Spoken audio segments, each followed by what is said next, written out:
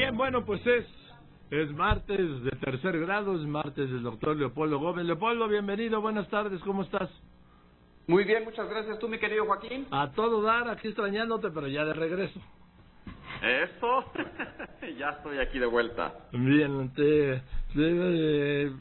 hablábamos el otro día, Leopoldo, del tema del Frente Democrático Opositor, y tú tienes, pues, puntos en los que yo estoy completamente de acuerdo, ¿sí?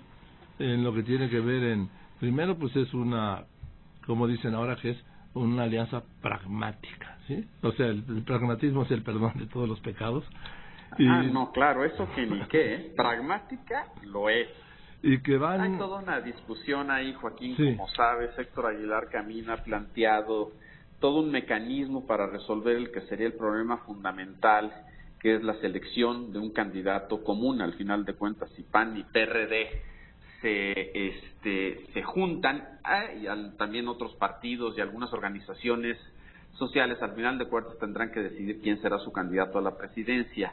Te repito, Héctor Aguilar Camín ha escrito un par de artículos, muy buenos artículos en Milenio, proponiendo un método que se me hace muy, muy atractivo.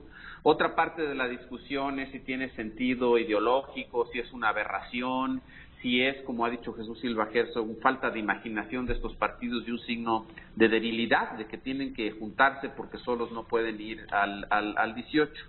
Me parece que todas esas discusiones son importantes, pero lo que está en la base, al final de cuentas, es un juego de sumas y restas de votos. Y al final de cuentas, para los partidos, en el corto plazo, de cara al 18, la gran pregunta es si les suma o les resta electoralmente. Y es un cálculo, como tú dices, Joaquín, estrictamente pragmático. No es ideológico, ni creo que tenga ninguna virtud moral. Es un cálculo estrictamente pragmático. Entonces vale la pena preguntarnos, ¿a quién beneficia realmente un frente amplio opositor, como se le ha dado en llamar? Mira, en principio, Joaquín, si tú ves las elecciones en el Estado de México, creo que casi llegarías a la conclusión de que si el hombre a vencer será Andrés Manuel López Obrador, como parecía que en el Estado de México también podría ser Morena, pues lo que más conviene es que vaya el PRD solo, es decir, que no haya una alianza. ¿Y por qué? ¿Qué es lo que vimos en el Estado de México? Pues que el PRD le quitó parte del voto de izquierda a Delfina, y eso, al final de cuentas, explica en buena parte por qué ganó el PRI. Es decir, en principio, viendo solo el Estado de México, uno diría, pues a lo mejor si el hombre a vencer para el 18, como muestran las encuestas Andrés Manuel López Obrador, más vale que vaya el PRD solo, porque es lo que más votos le quita a Morena, 1-1 casi, creo que es de 70% los votos que transitan de uno al otro partido indistintamente. Pero el cálculo no es tan sencillo, mi querido Joaquín, y yo más bien creo que en el cálculo, si ya introducimos un elemento adicional al que me referiré ahorita, pues más bien si hace o tiene sentido la alianza tanto para el PAN como para el PRD. Y ese elemento central es que el PRD suelto, solo, si va por su cuenta, siempre implicará para los otros un riesgo de que en cualquier momento se sume a la candidatura de Andrés Manuel López Obrador. Eso lo sabe el PAN, eso lo sabe la dirigencia del PRD, eso lo sabe perfectamente el PRI también. Entonces, ese elemento me parece que es el central. Desde esa óptica, digamos, vamos primero al propio PRD y a su dirigencia. Pues si existe ese riesgo de que al final su candidato acabe declinando por López Obrador, ahí al final el problema sería que Morena se acabe esencialmente tragando al PRD. Y en ese sentido, mi querido Joaquín, no es algo que le convenga a sus dirigentes, que más bien preferirán tener un partido, aunque pequeño, debilitado, pero con sus prerrogativas y todo lo que la ley les concede. Lo mismo sucede para el PAN. Para el PAN, el peor escenario es que el PRD se vaya a sumar a Morena. Entonces les conviene amarrarlo.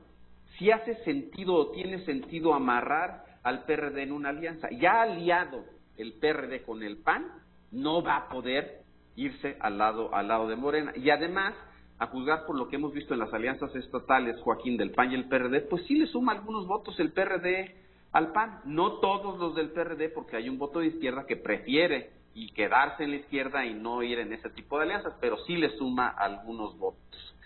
Y por otro lado, yo creo que el PRI, Joaquín, y aquí tan solo una intuición, también no es un difícil, pero también les podría convencer la idea de una alianza, claro, ellos viéndolo desde fuera. ¿Por qué? Porque sí, si el PRD se suma al PAN, pues fortalece al candidato de esa alianza, que necesariamente sería al final de cuentas del PAN. Pero insisto, si el PRD se suma a López Obrador, pues se vuelve casi invencible. Entonces, bajo esa lógica, yo pienso que al PAN le conviene, al PRD le conviene, y el PRI cuando menos no tendría mayor interés en boicotear esa alianza. Después de todo esto diría uno, pues necesariamente va a haber ese frente. Pues el cálculo que hago yo es el cálculo que de alguna manera están haciendo los partidos, pues va a haber una alianza. Y la verdad es que ya esa respuesta o esa conclusión no sigue de manera natural y tan fácil, porque sí, creo que pueden ponerse de acuerdo en un programa común, pues al final de cuentas se pusieron de acuerdo en el Pacto por México, se pueden poner de acuerdo en un programa de gobierno común, pero lo que veo extraordinariamente complicado es que se pongan de acuerdo, Joaquín, en quién sería el candidato, porque todos querrán ser candidatos y solo uno o una podrá hacerlo, Joaquín. Ese es el punto central, Leopoldo. Ese es de lo que acabas de apuntar. En torno a lo que acabas de señalar de quién es el candidato, gira todo el Frente Amplio opositor y su competitividad, ¿sí? ¿Por qué? Porque, pues, si se va con un candidato del PAN, veo hay unas diferencias del PRD para sumarse vía votos de militantes al candidato del PAN. Si se van con un candidato del PRD, no veo a muchos panistas votando por el candidato del PRD, pero si se fueran por un candidato no panista, no perredista, un candidato no partidista, yo le vería muchas posibilidades a esta alianza, pero no sé cómo tú lo veas.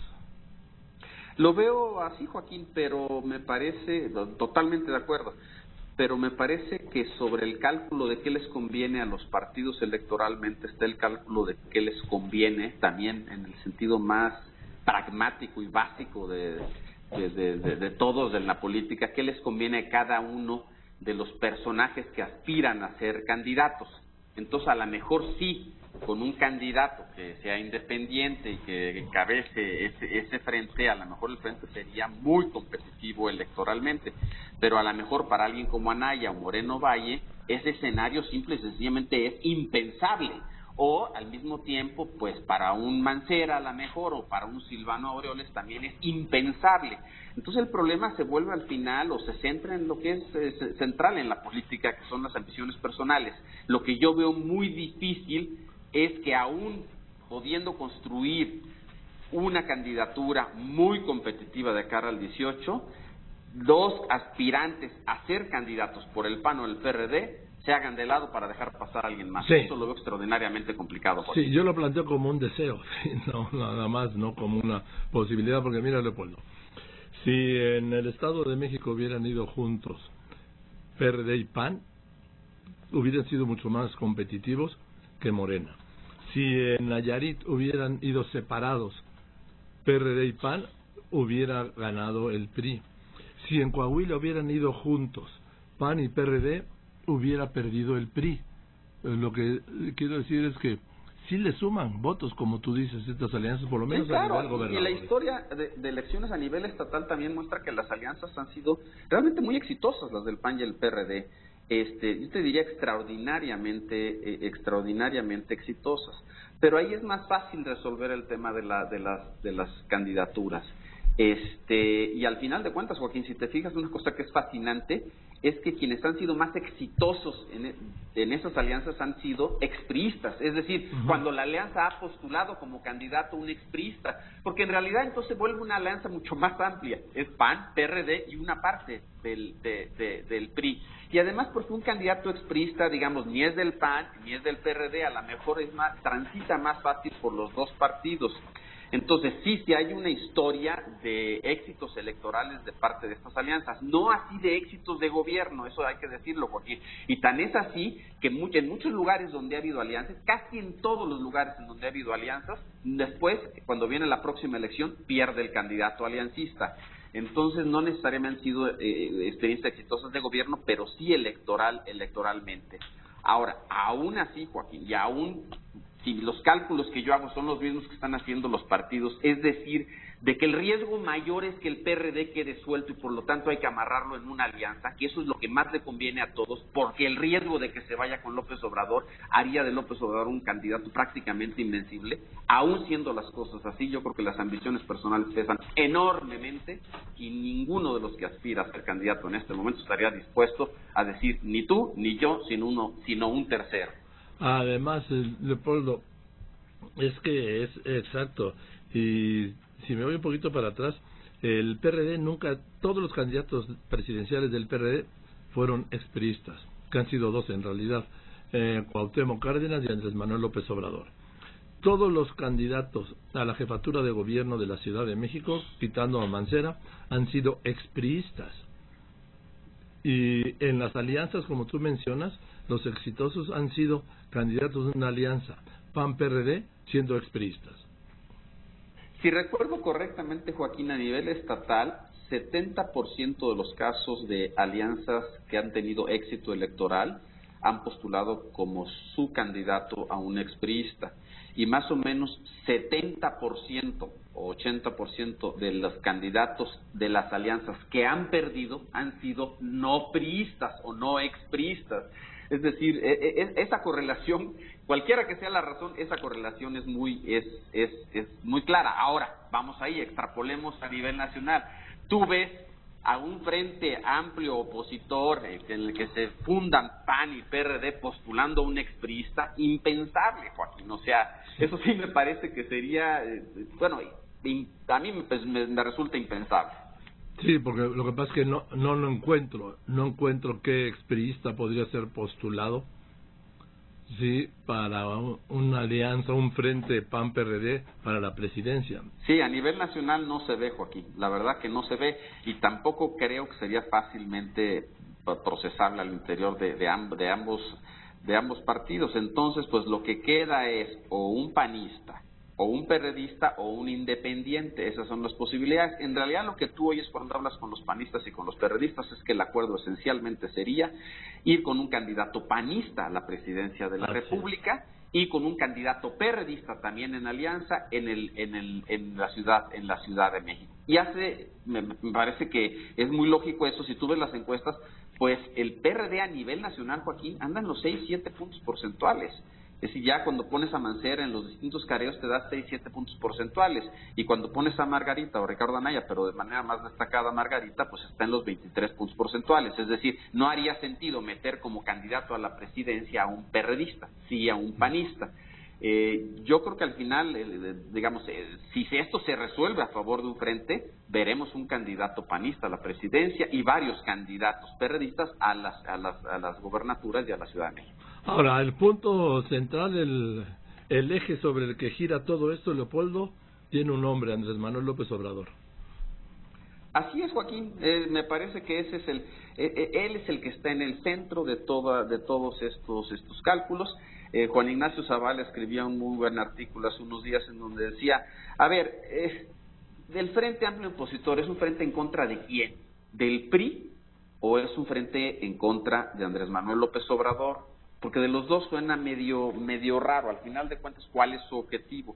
Y lo que él dice es que le parece que esencialmente lo que mueve este frente es López Obrador, y es el temor a que López Obrador gane la presidencia. Pero además, pues resulta lógico si ves las encuestas. López Obrador va al frente en las encuestas a nivel nacional. Entonces yo creo que eso es lo que motiva toda esa discusión.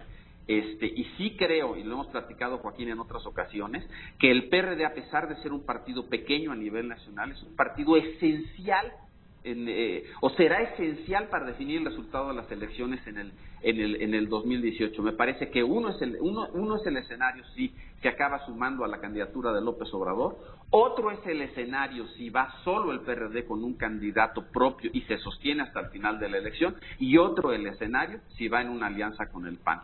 La verdad es que el PRD es el que define los escenarios en las tres vías. Así es, Leopoldo, como la decidió en las 3 elecciones de gobernador. Mira, en Nayarit, como te decía, por ir aliado con el PAN, ganaron.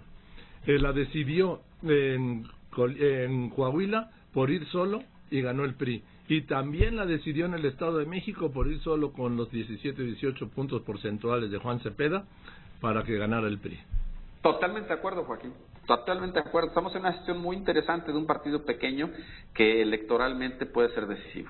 En fin, pues gracias, querido Leopoldo. Nos vemos el Gracias martes. a ti, mi querido Joaquín. Y bienvenido.